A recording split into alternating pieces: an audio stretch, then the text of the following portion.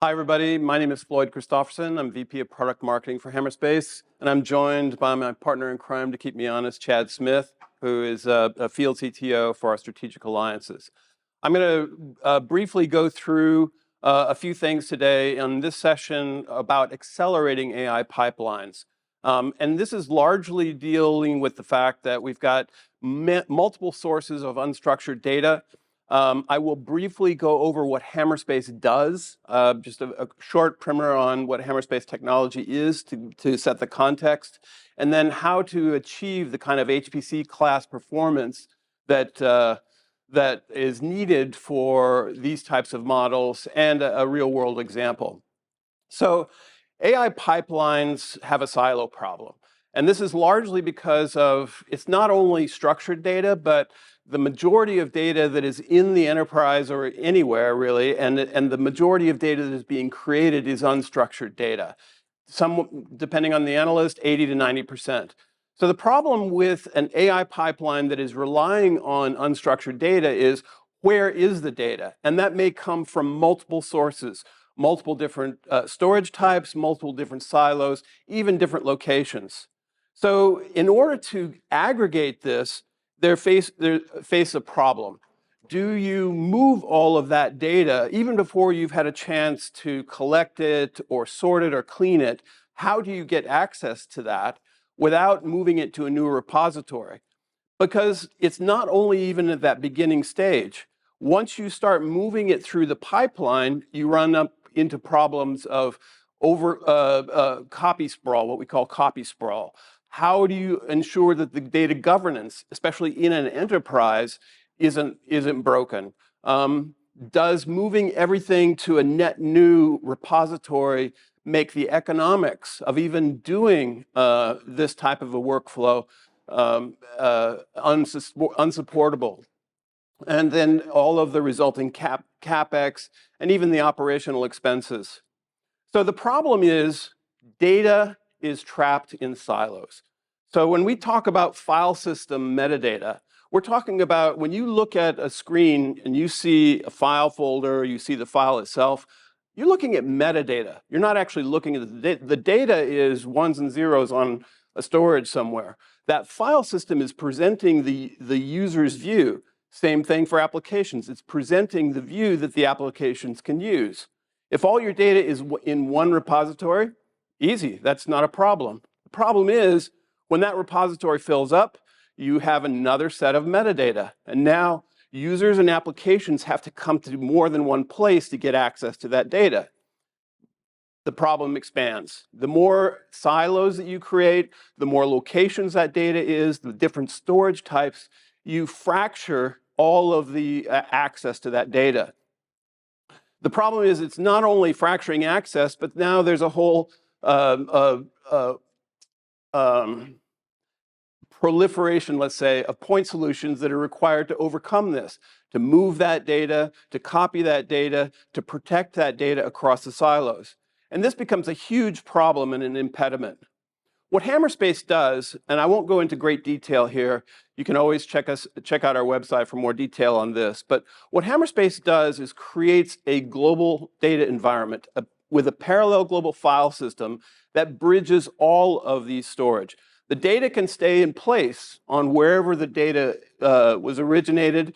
It doesn't have to move, but it enables, whether it's your AI application or your pipeline, or users to be able to look at that data globally.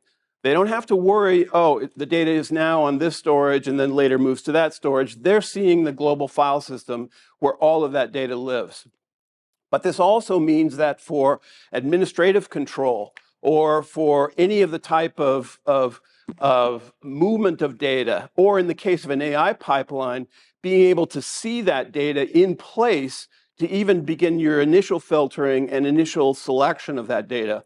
All of this now happens in the background. It doesn't have to be in the foreground where you're interrupting user access by moving that data or adding copies to that data as you move it. It's all the same data. It's all the same file system, even though there may be instantiations of that data in the background.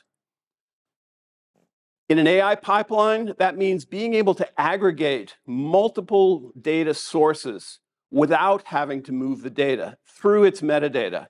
And again, there's multiple types of metadata. There's the file system metadata, which we will harvest when we're assimilating, what we call assimilating the metadata from data in place. But there's also rich metadata, which could be tagged, it could be contextual metadata, it could be any other type of metadata as well. All of these then can be aggregated, so a lot of that pre-selection and pre-filtering can happen even before you have to move one bit of data. And what the main point of this talk today is about how you now move it and able to bring the performance levels you need to bring it into, in particular, your training and your inferencing models. And then finally, how do you get that data to where it ultimately goes? Again, in a standard file system environment where you're copying from one stage to another, this creates huge problems. Hammerspace is a software solution, and we produce what we call a global data environment. It is an integrated software solution that comprises two key components. One is our data orchestration capabilities, and I'll talk about that in another talk. I'll focus on that more in another talk.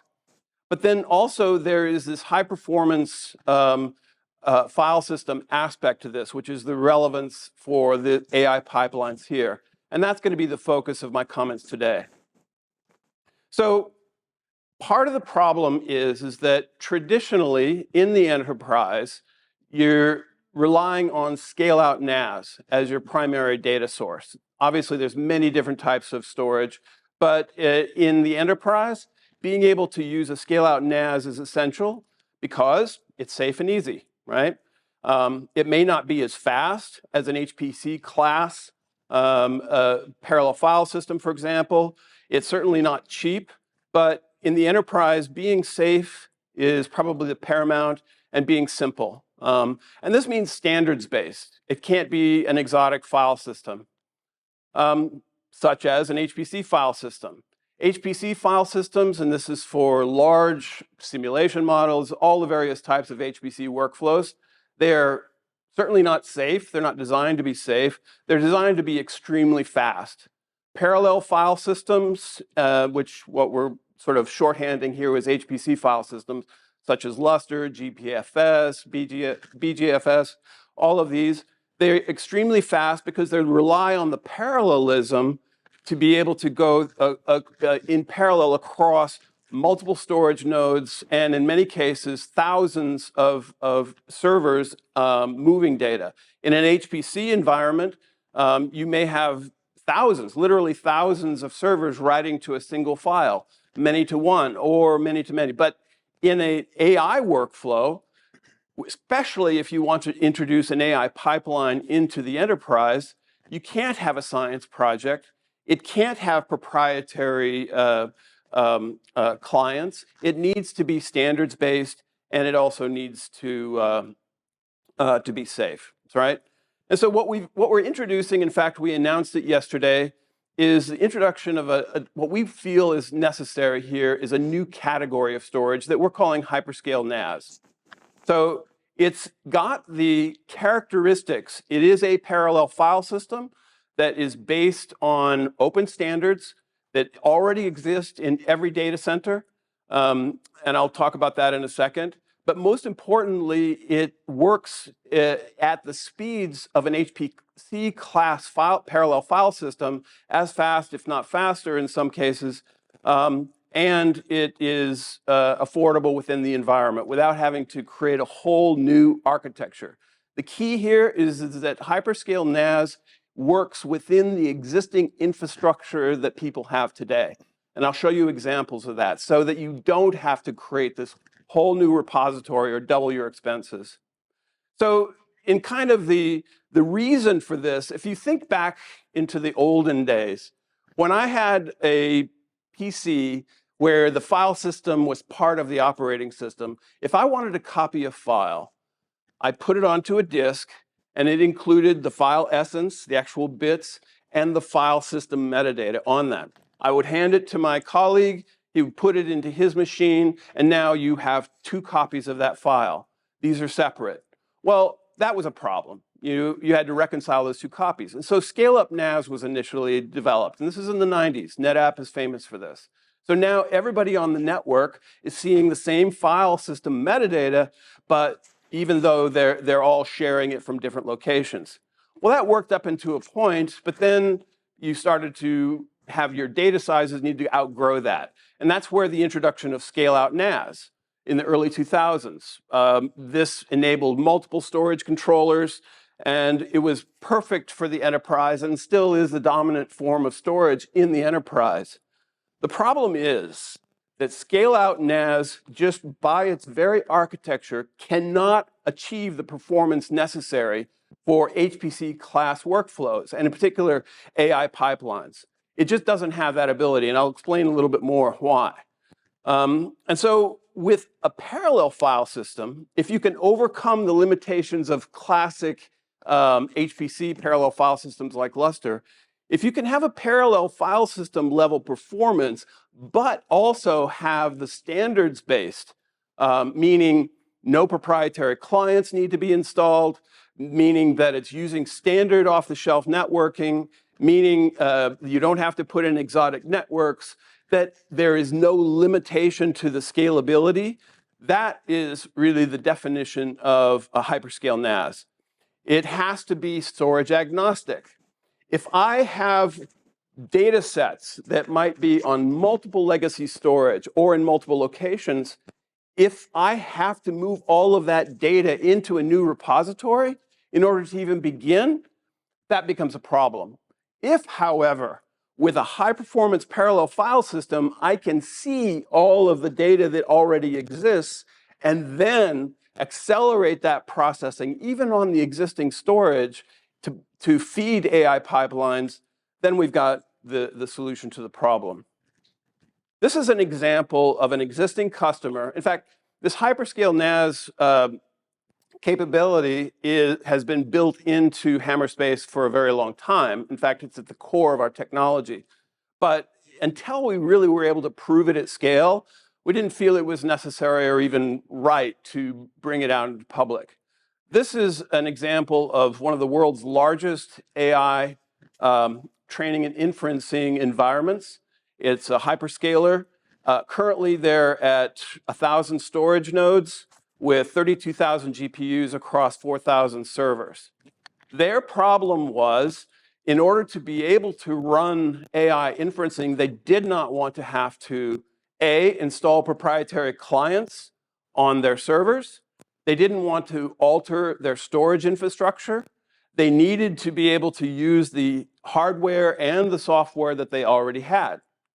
With Hammerspace, what we were able to do is bring in only our metadata controllers, our services nodes, which are called an anvil.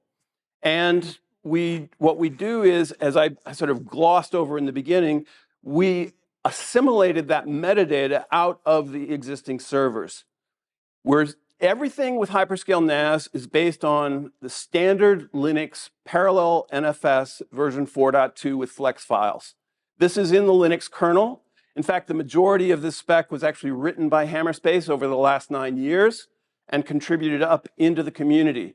Virtually every Linux distribution, even one such as this hyperscaler where they've made their own modifications, are based on the same Linux kernel that has parallel NFS 4.2. This is a true parallel file system that enables massive scalability. When we went into this customer, the initial testing was on a small subset of this, but they just kept adding storage nodes, adding GPUs, and I have to change this graphic, it seems like every few weeks because it's constantly growing. And ultimately, this is going to be 350,000 GPUs within this single environment. In addition, they also had multiple sites. But the key here is that without altering their existing environment and being able to fulfill the orchestration of data, they were able to, by simply installing Hammerspace into their existing environment, scale it up. And it's just, and one of the acceptance criteria was being able to scale linearly, and there is no limitation. So is it fair to say then that you're taking over the read and the write from the existing storage devices so that all the requests go to Hammerspace then? More or less, yeah. So the way that parallel NFS 4.2 works is it will, the client, because the metadata path, and this is a key point, thank you for the question. The key point here is that in a parallel file system, you've separated the metadata path from the data path. So now all metadata operations are completely out of the data path, as opposed to being munged together, which affects performance and scalability. So in this case, the client is looking at the file system, which is presented by Hammerspace, that file system metadata, which is the 4.2. And these flex file layouts are the layout of where the file system knows the files are. So when I'm calling a file, it will point me directly to where it is on the storage. So that I'm not going through a controller, I'm not going through another hop. From my client directly to the blocks on the storage, I've got the direct I/O, which is why, number one, why you're able to get significantly greater performance than you would ever be able to do through the bottleneck of a controller and a scale-out NAS. Even share everything, share nothing, any type of scale-out NAS. But secondly, it also gives you linear scalability because everything is parallelized. Add more networking, add more servers, add more storage, and it continues to grow in a linear scale. Does that make sense? Help me out with the overall, I get the I/O problem you're solving, but the global file system portion of it seems to be incongruent with the problem statement.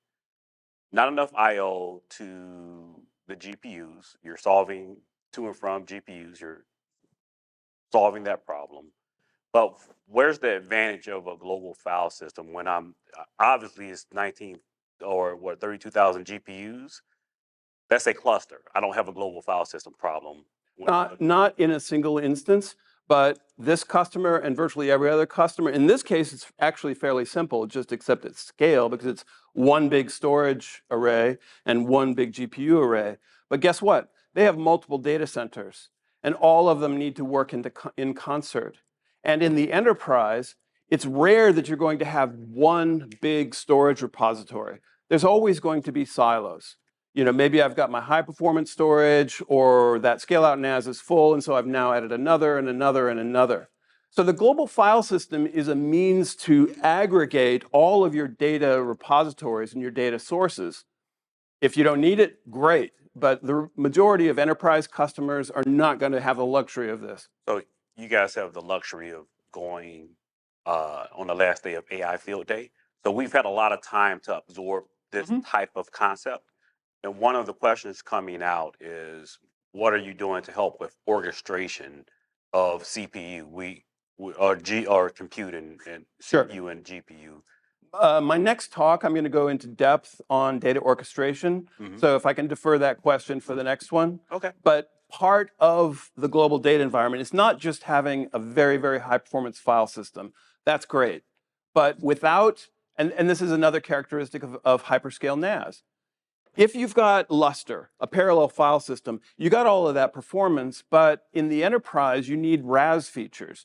You need data protection. You do need data orchestration. Without those things, you're not going to get very far in the enterprise. Otherwise, why wouldn't Lustre already be used? And so this is where the other side of what Hammerspace does comes into play that I'll get into later. I won't go into great detail here, but parallel NFS with flex files, it's been part of the spec since 2018. Most of it was developed, especially flex files, was developed by Hammerspace engineers. Our CTO is the Linux kernel maintainer for NFS. So what we do is by design meant to be part of the open source community and has been pushed upstream. Yeah, I've got a question about that. Yes. Are you going to get into that later? Like, what's the difference between your paid product and what's available in the kernel? There is no difference. Well, the product includes more than just what's in the kernel. Right. But from the kernel standpoint, such as with the hyperscaler, we didn't have to install a proprietary client or a proprietary version of the Linux client into their servers. What they have in standard Linux distributions is the exact same mechanism that we use within Hammerspace. Right. So they're using the Linux kernel server. They're using the client tools that are just standard NFS client. Standard NFS, everything. Except that with the flex files, which as far as I know, we're the only company that is actually using flex files. And that's the secret sauce there.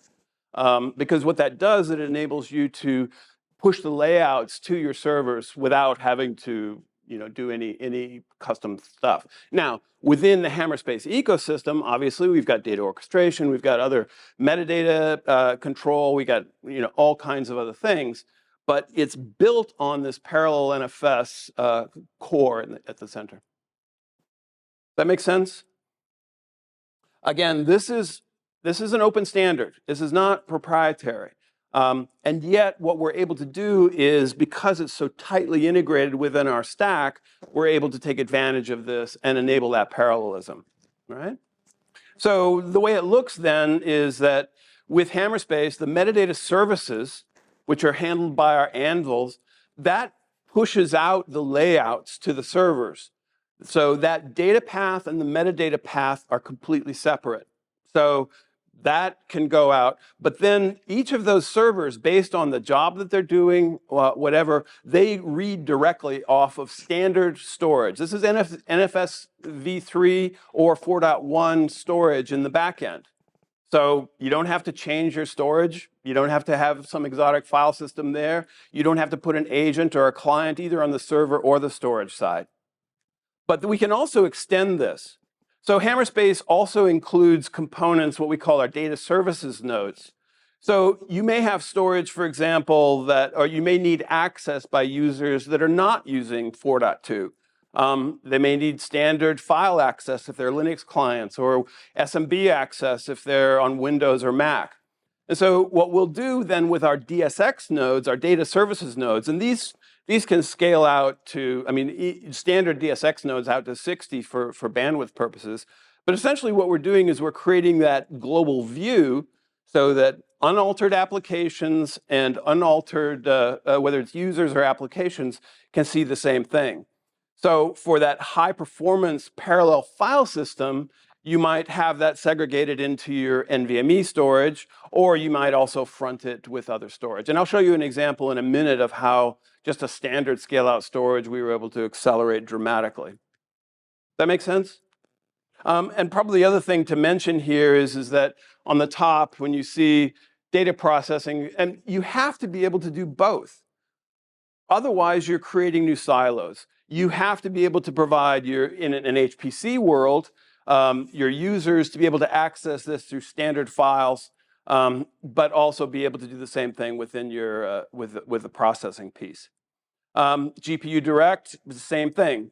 By being able to enable the flex files go directly into the GPU servers, which then enables any storage behind it to be GPU Direct. We can also do this in a hyperconverged environment, which gets even more acceleration, right? So again, the flexibility here is whatever storage, whatever server, if it's running any version of Linux, any standard version of Linux, you're able to get this performance benefit without altering your existing servers or storage. This is an example. It's not an AI environment, but it's a similar sort of use case. In this case, it's a visual effects customer. They had a 32-node, they have a 32-node scale-out cluster. And the workflow here is for visual effects rendering. So again, a very high performance use case. The problem is, even though the scale-out cluster was fine, there was nothing wrong with it, in order to get the kind of HPC-class performance that they needed for their rendering, it just couldn't keep up, right? 300 rendered nodes, but they would barely able to do half of that workflow, which meant they were faced with a choice. What do we do? Do we change our storage? Do we add more storage? Now we've already got a sunk cost in that storage.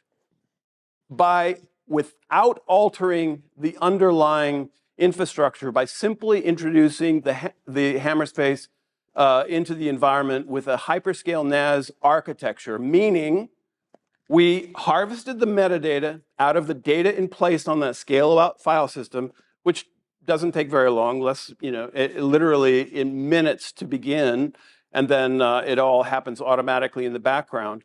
But instead of making them go through this extra hop of the controllers, by being able to now use parallel NFS to manage the direct I/O, effectively what we've been able to do is not only achieve the 300 node performance that they needed, but they've already expanded into 600 nodes without altering their storage. So they didn't have to change their existing storage infrastructure. They didn't have to add more storage. They could continue to get much better utilization out of that. In an AI context, again, you may have data that is sitting on existing scale-out storage, but how do I bring that into my environment, right? How do I use that in high performance workflows in an inferencing or a training or an inferencing pipeline? And put this in simple terms in my head. And yep. There's a lot going on. So with Hammerspace, as long as the storage is running the right Linux kernel. Any Linux kernel. It's any Linux kernel, so it doesn't need to have the parallel. And it's all PNFS 4.2 is within the Linux everything kernel right now. Okay. Yeah. And the storage doesn't need that. The storage is just standard NFS v3. Okay. The PNFS piece of this is in the metadata layer. It's that separation of the metadata from the data path. But the target is just standard NFS v3. Okay. So you guys are running the NFS, with Hammerspace is running NFS v4.2. We run v3, 4.2, all of it. You got to realize that all of these components are part of Linux. So right. We're using standard off-the-shelf Linux for that separation of the data path and the metadata. I guess what I'm trying to ask, if you come to me and saying we're going to install Hammerspace, cool. So, because what I heard you say on this slide was you install it, not really sure what, you probably put it on a server someplace and it goes out and it finds all the things. Yeah, so I'll talk about that in our next session a little bit more with the building blocks. But yes, when we install, it's a software-defined solution. So we can install on a VM, or in the case of even that big hyperscaler, it was 3 instances for redundancy, but fundamentally even here, it's 2 servers. Okay. And that's an HA pair of your metadata controllers. And so we'll install that on, depending on the configuration and how much speed, we'll install that on a VM, on bare metal. And then what that does is it goes out and harvests that metadata or assimilates it from the data in place. And that's all the data that has been stored wherever it is on a network? Anywhere that they allow us and they want to point it to, sure. And then once, and so then that can do the super scale out for any kind of operations you're doing for AI. But because that data is still in place and the users are still using it, then so Hammerspace acts as kind of like the intermediary. Yeah, but that's you bring up a very good point, and I'll go more into that in the next session. By separating the metadata layer, that file system, from the instantiation, where those files actually live, you enable non-disruptive data orchestration. So I could have a file open, right? Because I'm looking at the parallel file system front side. I'm looking at that file system. But that data may be moving from here to there to another site. But because I'm looking at the same metadata layer, just like in that example of a scale-up NAS in the early days, that data may be on different platters, it may be on different disks. I'm looking at the same file level. I'm not looking at copies of that file. So what happens to the performance from the 2 things? What happens to performance from a user's view if it's potentially moving around underneath them?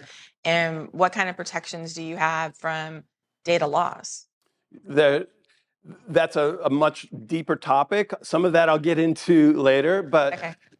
Because the metadata is abstracted, it means that you can have multiple instantiations of the file essence, number one. So my primary copy, if you will, might be on my local file system. Maybe I have a second instantiations of that in a DR site or somewhere else. That's all the same file. It's not a forked copy of the metadata. It's the same file metadata. Not only that, number two, part of the RAS features of Hammerspace is enabling versioning, for example, or undelete, or global snapshots. And so there's multiple layers of protection, both on the metadata, so that you've got your metadata, whether it's on one site or multiple sites, or the data itself, because you're not creating forked copies. It's the same copy. It's the same file, even though you may have different instantiations elsewhere. Well, does the solution support something like erasure coding or RAID or mirroring for data storage across servers? Yes, it does. If we actually, that's another personality of our DSX nodes, where we would have the actual storage attached to that. But in the case of this types of examples where we're going to existing storage, whatever their underlying RAID or erasure coding techniques, we would just use exactly what they already have. So the storage server itself could have its own RAID Yeah. solution or whatever. Absolutely, absolutely. Again, it's the separation of the metadata from the data that is the key point here. So in what the two examples you've shown so far, you're accelerating access to an NFS v3 environment. Is there a risk in these specific environments, separate from the orchestration part? Is there a risk here that I'd implement this and then my NAS vendor would upgrade to 4.2 and enable parallel access? Is this just, I know it's only a small part of what your product does, but is this a bit of complexity that's a band-aid over a failure of the NAS solutions? Look, if you look at the storage industry, it's very, yes. I mean, the short answer is, sure, any vendor could do. I'm not saying it's not valuable. I'm just pointing out that the things that you've shown so far. But there's a couple of aspects to this. Will it support their competitors' storage platform? Or will it be within their own ecosystem? There are storage vendors out there today. There is a storage vendor out there today that is using 4.2, but it only works within their own ecosystem. Virtually every storage vendor wants people to buy their storage. They do not want people to be empowered to use the data they already have. They would much rather you move all of your data into their shiny new repository so they can do all of the fancy stuff that they claim. Our contention is, if I can use the storage infrastructure that I've already got a sunk cost into, and now whether it's going full bore into an AI workflow, such as the hyperscaler example that I used, or if it's as an enterprise, I want to stick my toe in the water and see if there's value here for me. How do I do that if I have to already commit to a brand new infrastructure? So what we're doing by bringing this sort of standards base, so I don't have to alter my environment, I don't have to install clients, I don't have to install agents, all I'm doing is that at the metadata layer, then what that does is it just makes it much, much more accessible, right? I've kind of already talked about this, but a scale-out architecture, it does have standard protocol and enterprise features, but you've got a separate network, you've got that bottleneck of going through the controllers, and every scale-out NAS is going to, I almost use a different word, it's going to reach a threshold, a performance threshold, when you get to a certain number of nodes, which is why people will bring in a second scale-out NAS, right? Because you have to be able to have mixed workloads, right? You have to scale linearly. It has to be standards-based. If you're requiring people to install some version of your software on their clients, that might be great as a vendor to get vendor lock, but it's not very good as a customer, right? You want to be able to separate the metadata path from the data path so that you can get the performance that you actually need. And oh, by the way, wouldn't it be nice if I could accelerate my existing third-party storage? And if it's software defined, I can deploy it on VMs, I can deploy it in a cloud instance, I can deploy it on bare metal. And I don't care what storage. It could be any vendor's storage because I'm able to reduce that complexity. That I don't have to have an exotic network, such as an Illustra environment where you have to have an InfiniBand, or you could use standard off-the-shelf networking. And key importance in the enterprise, you have to be able to manage governance and do the data management and RAS features that are behind that. Can you just go a little bit on the governance part? What do you Sure. mean by that? Because we have control of the metadata, and in the next talk, I'll talk about data orchestration, Okay. but I want to answer your question, because where the actual instantiation of those files, if you have territory restrictions, for example, because you've got this metadata control plane, we'll talk about what we call objective-based policy automation. So you can determine where should that data live? Under what circumstances should it move from here to there, to this storage, to this location? How is it protected? You know, how many instantiations of it? What versions of it, et cetera, et So cetera. I understand now where you're coming. That was a good answer. Yeah. So just to let you know. Maybe more answer than you wanted. It's perfect. Yeah.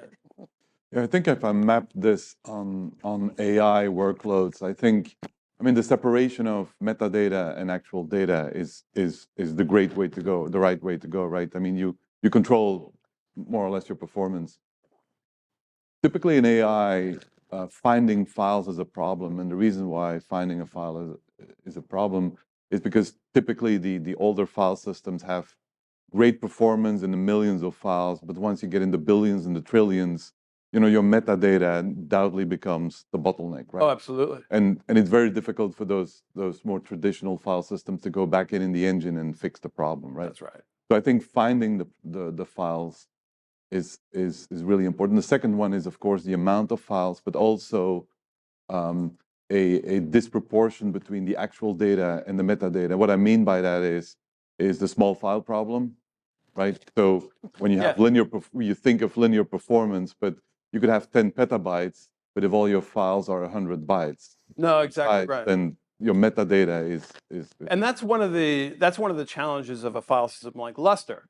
I mean, Lustre has unbelievable metadata performance, but it was mainly designed for HPC-class sort of simulation workflows where you have maybe thousands of nodes. We're doing a test at Los Alamos right now on a 1,000-node system, which in Lustre terms might have 1,000 nodes writing to a single file.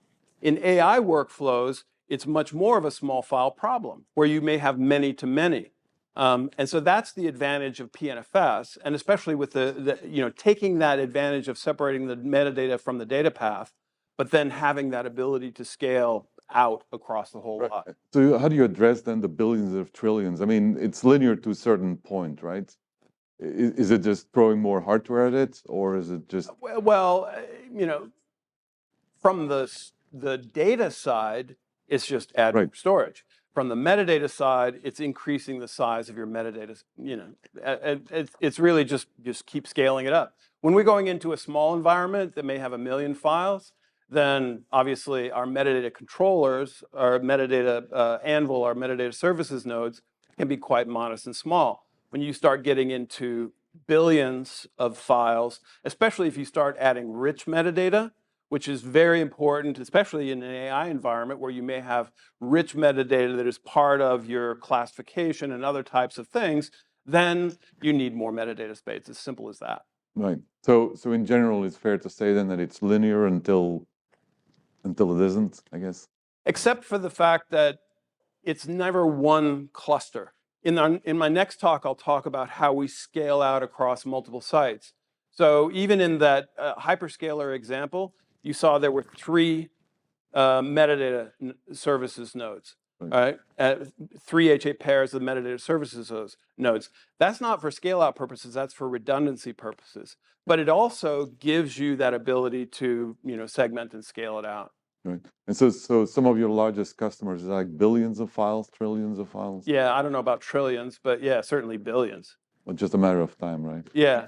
And that's the thing is, if you architect a system that is not based on the underlying hardware, it's software. And if you're basing it on on the premise, it has to be able to scale to levels that just can't do with a standard scale out NAS, where you're limited to what they have in their controllers, then, you know, you're going to run into a wall. So far, even at the extreme scales, we haven't even come close, because it is by design a linear scale. Add more networking, add more storage, add more servers, and you'll continue to scale.